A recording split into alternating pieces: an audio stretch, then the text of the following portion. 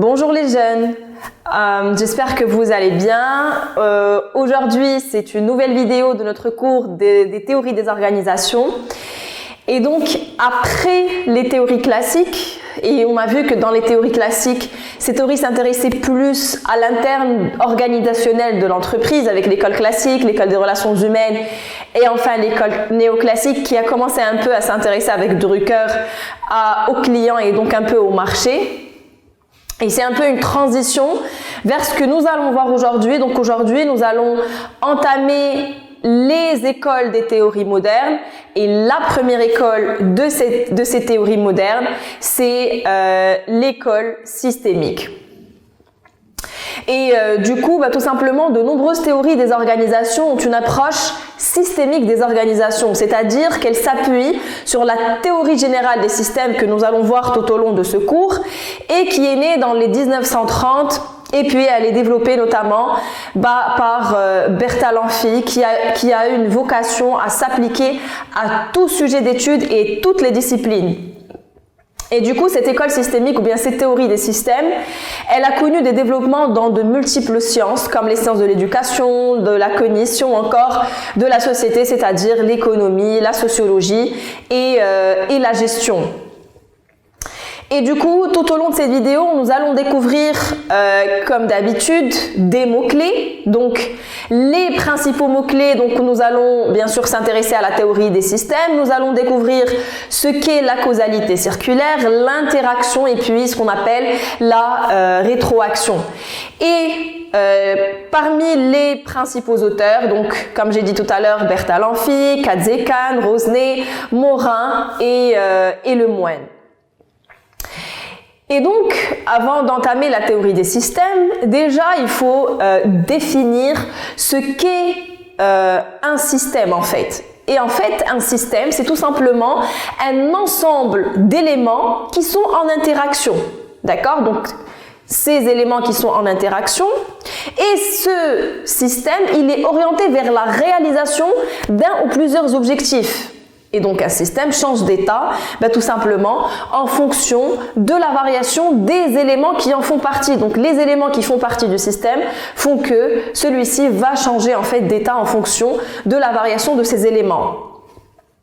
Et la frontière du système, elle sépare les éléments qui en font partie des autres et bien sûr ces derniers représentent l'environnement du système et plus tard nous allons voir tout un schéma qui récapitule en fait ce qu'est un système et quels sont les éléments qui identifient ce système.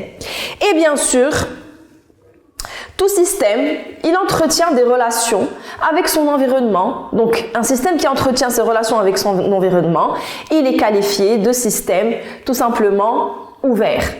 Et donc, caractériser les organisations comme des systèmes ouverts présente en fait un grand intérêt pour les théoriciens comme pour les managers bien sûr. Utiliser donc ces théories revient à envisager l'organisation comme un organisme qui est vivant et comporte donc une dimension donc dynamique. Et c'est en fait la finalité de cette approche systémique qui met en avant que l'organisation ne se réduit pas à la somme de ses composantes et que d'autre part l'organisation doit être analysée dans sa globalité afin de tenir compte bien sûr des interactions entre ses composantes et nous allons voir aussi les principes systémiques et donc les principes systémiques sont très éloignés de la logique cartésienne qu'on connaît, donc la logique cartésienne française qui est fondée sur une approche qui est plus analytique et plus tard nous allons voir une petite comparaison entre l'approche analytique et l'approche systémique et du coup tout simplement ces principes systémiques mettent l'accent sur les interactions comme j'ai dit entre les composantes du système et ces interactions bien sûr elles obligent à penser donc les liens de causalité et bien sûr on aura des liens de causalité qui sont circulaires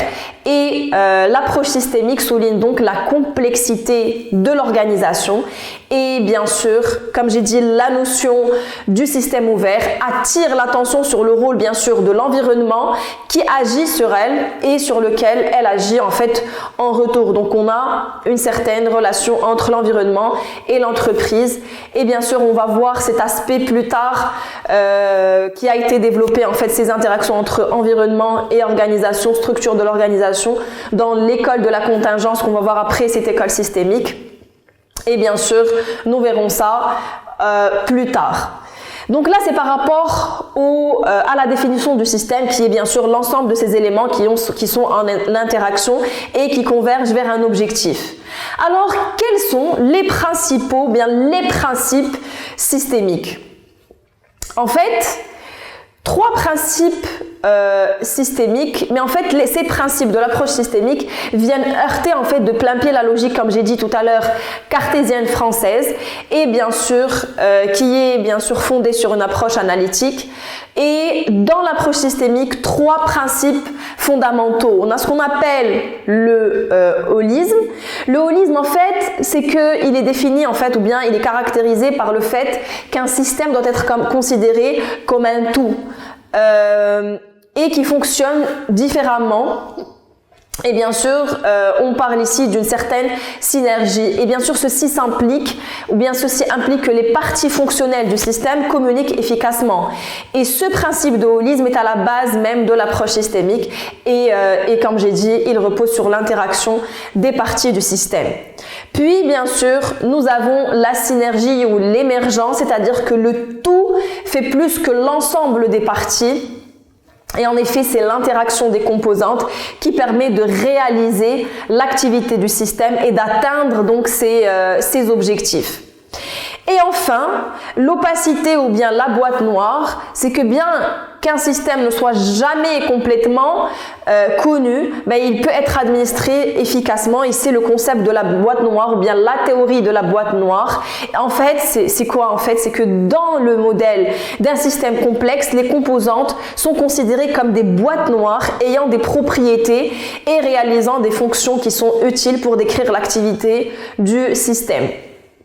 Et bien sûr, sans qu'il ait besoin d'en connaître toutes les caractéristiques, mais seulement les plus pertinentes pour qu'il y ait donc cette synergie et cette interaction entre les éléments du système.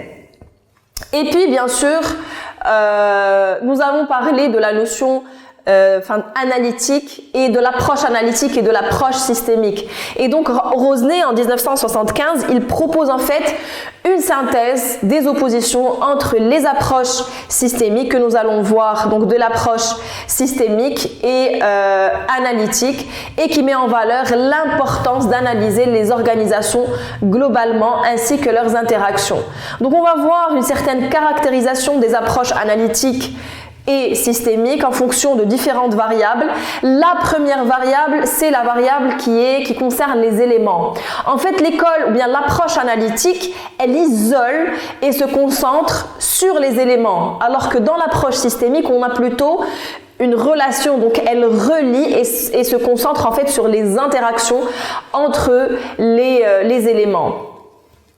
Et en parlant d'interaction, c'est que dans l'école analytique ou bien dans l'approche analytique, celle-ci considère la nature des interactions, alors que dans l'approche systémique, c'est plutôt les effets des interactions donc dans le système. Quant aux détails, en fait, l'approche analytique, elle s'appuie sur la précision des détails, alors que dans l'approche systémique, c'est plutôt la perception globale de ces détails. Quant à la durée, dans l'approche analytique, on a plutôt une indépendance de la durée, c'est-à-dire que les phénomènes sont considérés comme réversibles, alors que dans l'approche systémique, on intègre la durée et l'irréversibilité. Et quant à la validation des faits, l'approche systémique, pour elle, la validation des faits se réalise par la preuve expérimentale dans le cadre d'une théorie. D'accord? C'est comme ce qu'on a vu dans les autres écoles. La validation dans l'approche systémique, elle se réalise par comparaison du fonctionnement du modèle avec donc la réalité. Quant aux modèles, en fait, qui sont proposés par l'approche analytique, ces modèles sont précis et détaillés, mais difficilement utilisables dans l'action, parce que là, on est vraiment dans un cadre théorique. Alors que dans l'approche systémique, les modèles sont utilisables et dans la décision et dans l'action. C'est pour ça que ce sont des modèles qui sont reliés et qui fonctionnent bien avec la réalité. Quant à l'efficacité de l'approche analytique, l'approche efficace pour l'approche analytique, c'est lorsque les interactions sont linéaires et plutôt faibles, alors que dans l'approche systémique, elle est efficace lorsque les interactions sont fortes et non linéaires, et c'est normal. Puis, quant à l'action, l'approche systémique conduit à une action programmée dans son détail, vu qu'elle s'appuie sur la précision. Alors que dans l'approche systémique qui s'appuie sur la réalité et sur la décision et l'action, l'approche systémique conduit l'action par objectif. Quant au but et les détails, l'approche analytique, il y a une certaine connaissance des détails et les buts sont mal définis. Contrairement à ceci, dans l'approche systémique, parce qu'on a vu que les éléments convergent vers un objectif, qui sont en interaction mais qui convergent vers le même objectif, donc il y a une certaine connaissance des buts, mais les détails sont un peu flous, comme c'est ce qu'on a dit, il y a une certaine perception globale.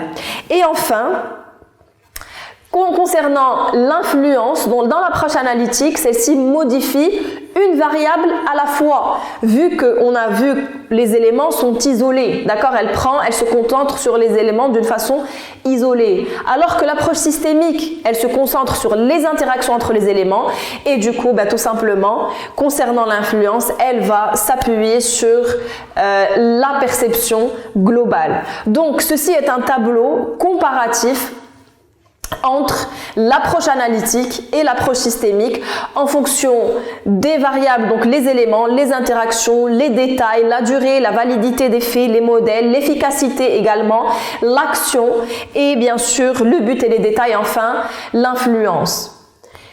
Et comme j'ai dit tout à l'heure, l'entreprise, elle doit être considérée comme un système qui doit être ouvert, d'accord ?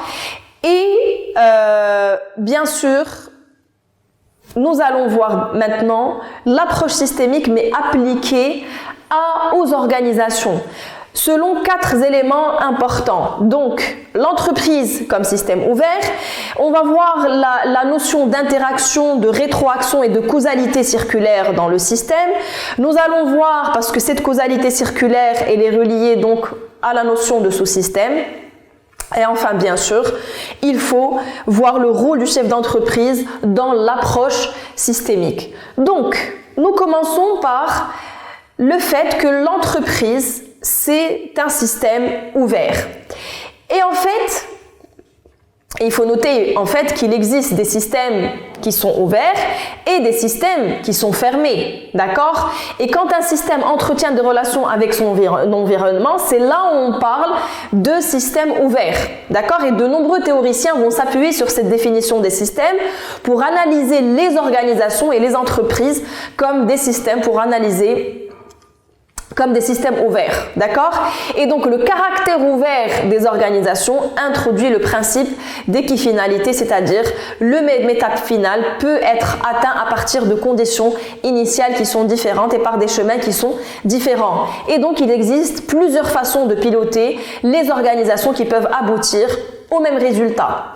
Et donc, cette entreprise comme système ouvert, pour rendre en fait le système actif, l'organisation a besoin d'énergie, d'accord ? Elle a besoin de matière et donc d'informations. Et c'est ce qu'on appelle les intrants ou bien les inputs, et qui sont bien sûr puisés de l'environnement extérieur.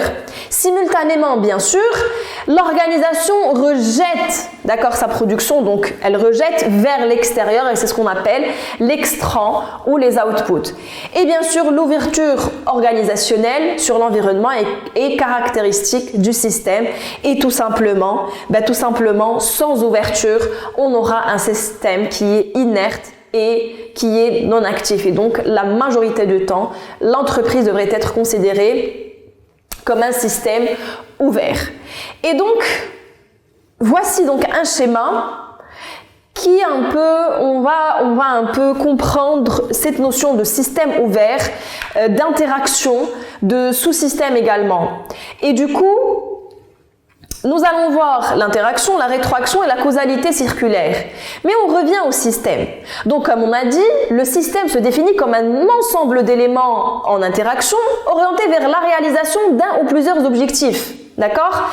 Un système est donc finalisé. Et un système, comme j'ai dit, change d'état en fonction de la variation des éléments qui font partie.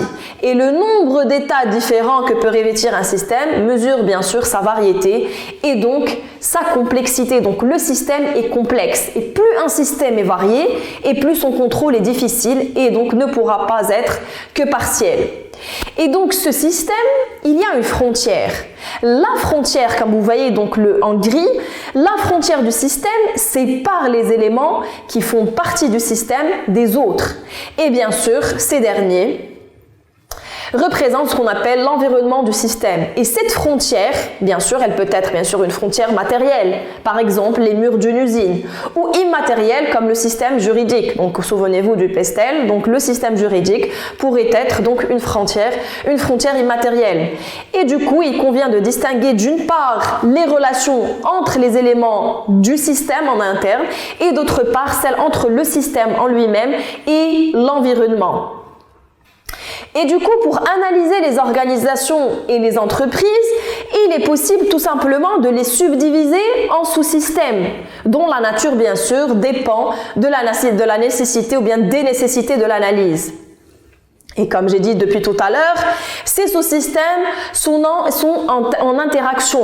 Par exemple, on a la technologie, par exemple, un sous-système. Donc la technologie, on va voir les différents sous-systèmes. On a les sous-systèmes technologiques.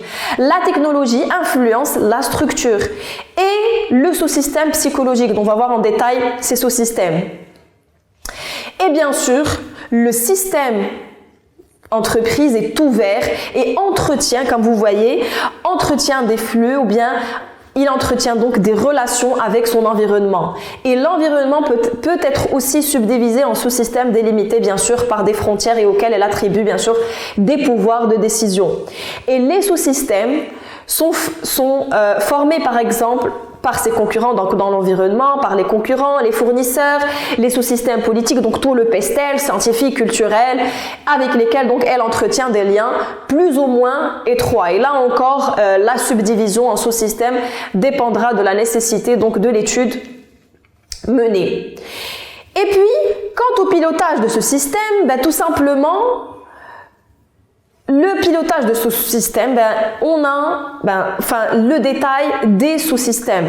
Les concepts de contrôle et de régulation des systèmes sont utilisés par Mélèze en fait en 1968 pour analyser un peu, comme vous voyez, le pilotage de l'entreprise, c'est-à-dire la maîtrise de son évolution. Et du coup, ce pilotage il consiste à déterminer les objectifs de l'entreprise et éventuellement les modifier. Et il permet, grâce à des opérations de contrôle et de régulation, tout simplement d'assurer la gestion courante de l'entreprise et de maîtriser son évolution.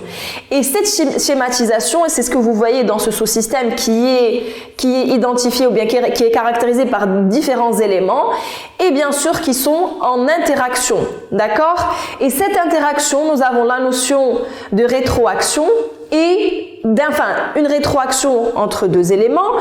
Et on voit la notion de la causalité circulaire, c'est-à-dire que l'élément A influence l'élément B qui influence lui-même, donc l'élément 1 qui influence lui-même l'élément B, etc.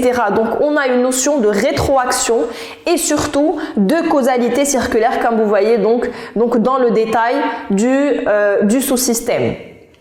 Et du coup, pour analyser les organisations, tout simplement, il faut les subdiviser en sous-systèmes dont la nature dépend des nécessités de l'analyse. Et du coup, tout simplement, il y a différents types de sous-systèmes. Nous avons le sous-système technique qui est déterminé par la technologie et qui se manifeste dans la nature et l'agencement des équipements, bien sûr, et les connaissances accumulées.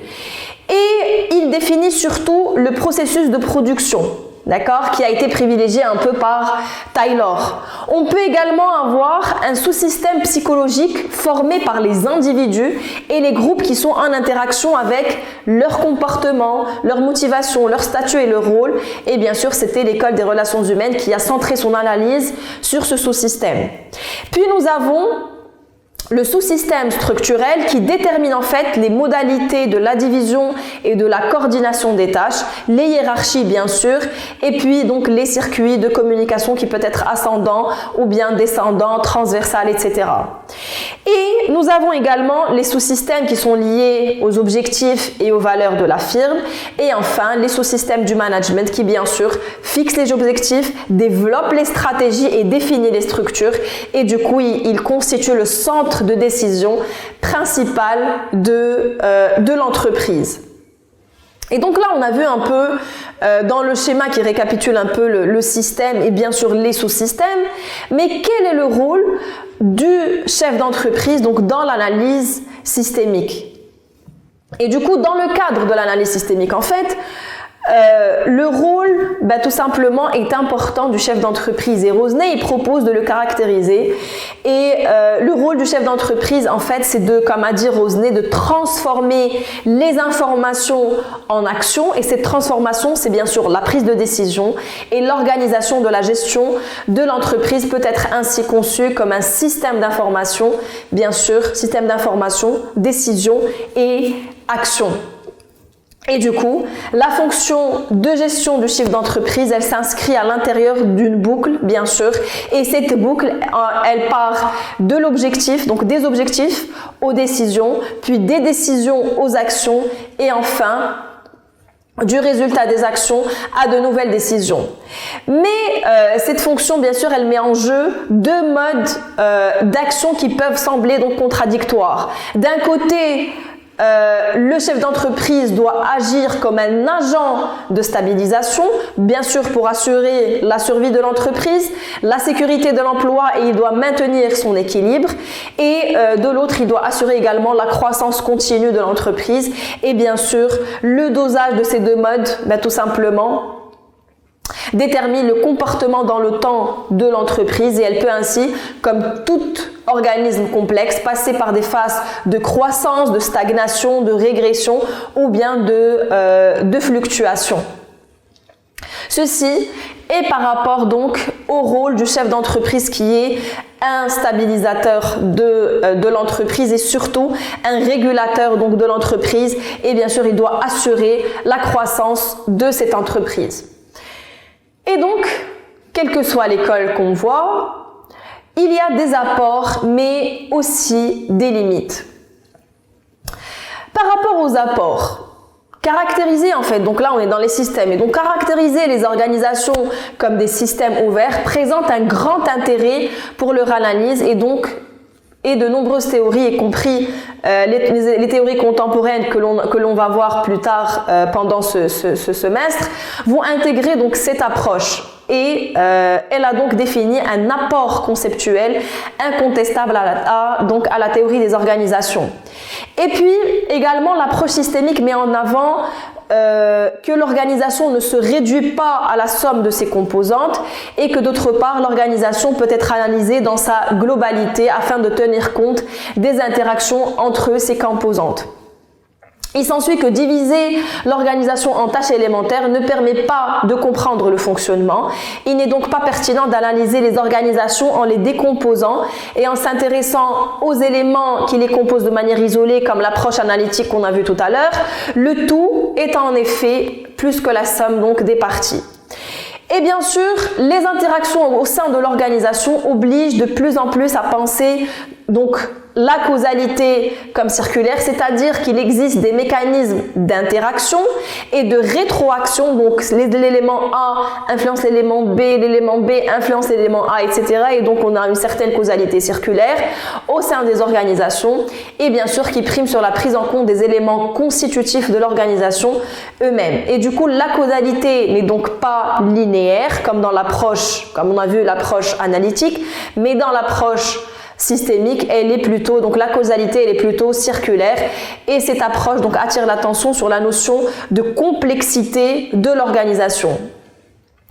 Et par ailleurs, donc la notion du système ouvert souligne le rôle de l'environnement. Donc le système ouvert nous montre qu'il faut prendre en compte le rôle de l'environnement, et puis les théoriciens, on va le voir après, les théoriciens donc de la contingence montreront notamment, et on va le voir, l'importance de l'adaptation de la structure de l'organisation à son environnement. Donc on va voir donc l'influence des facteurs externes, donc les facteurs de contingence externes sur la structure interne de l'entreprise, Inch'Allah, dans les prochaines vidéos. Et selon l'analyse systémique, en fait, non seulement l'environnement agit sur les organisations car elles en importent, des inputs bien sûr, mais elles agissent en retour sur celui-ci car elles exportent des outputs tels que les biens bien sûr et les services. Et les organisations n'existent pas dans un vide. La relation donc entre l'organisation et l'environnement est une relation d'interaction. L'un agit sur l'autre et donc réciproquement, et donc cette interdépendance entre l'environnement et l'organisation est mise en avant donc dans cette approche systémique. Et également, cette approche permet de comprendre les principes de processus de régulation par lequel la firme est en mesure de renouveler sans mettre en cause sa stabilité, ainsi que le processus bien sûr d'ajustement entre deux états. Et l'intérêt est que ce passage entre états résulte donc des réactions raisonnées et non mécaniques, bien sûr décidées par les responsables de la firme. Et du coup, on a vu le rôle important du chef ou bien du chef de l'entreprise. Et cette approche, tout simplement, elle fournit une vision qui est dynamique de l'organisation et de son changement. Les phases, bien sûr, de croissance d'une organisation peuvent ainsi être modélisées. Et le principe, ce qu'on appelle le principe d'équifinalité, il remet en question l'idée qu'on a vue dans l'école classique du One Best Way, car différentes actions vont pouvoir conduire à un même résultat. Mais cependant, parmi les limites ou la limite principale, c'est que l'approche des organisations en termes de système, elle semble bien sûr appropriée afin d'offrir une description et une meilleure compréhension des organisations. Et donc, elle offre un outil général d'observation donc qui incite à penser les organisations dans leur globalité, tout en incluant bien sûr donc l'environnement externe du fait des interactions. Ceci permet de penser donc la complexité du monde, mais donc cependant, cette approche demeure très descriptive car elle n'a pas vraiment de valeur explicative et peine à identifier donc l'origine des problèmes d'une organisation. Donc là, on est vraiment, c'est comme si on était dans une exploratoire, dans une descriptive. Et du coup, tout simplement, c'est la principale limite et qui va donner donc, puis c'est ce qu'on va voir après, c'est l'école de la contingence qui essaie un peu d'expliquer l'origine des problèmes d'une organisation, qu'est-ce qui modifie la structure de l'organisation, c'est-à-dire qu'il y a des facteurs internes et externes, donc dans l'école de la contingence, que nous allons voir donc dans le prochain cours. Cette approche systémique ou bien l'école systémique, ce cours donc touche à sa fin, et bien sûr, comme d'habitude, c'est des fiches, c'est des prises de notes, c'est des recherches donc que j'encourage. Et je vous dis à la prochaine séance, Inch'Allah.